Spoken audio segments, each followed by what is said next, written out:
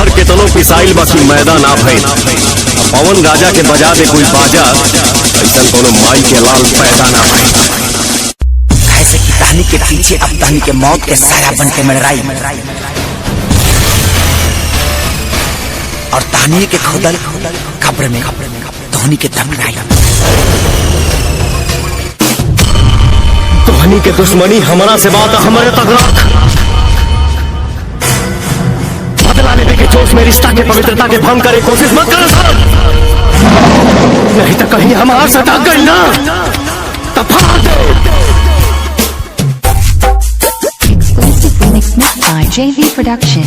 क्योंकि जब मैं मारता हूँ तो सिर्फ मारता हूँ, मेरे मारने के बाद कोई पांव पे खड़ा नहीं होता।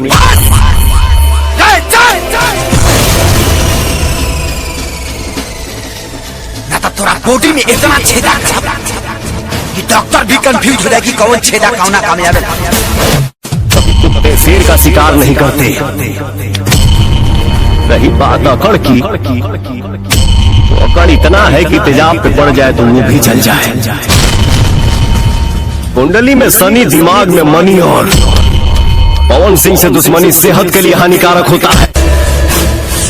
अरे कुत्ता क्या बिहार से खासी जब और दिल्ली तक लेके जाए, थोड़ा पिछवाड़ा में इतना बारूद बना बारूद कि धमाका यहाँ होई और सरकार दिल्ली तक ले जाए।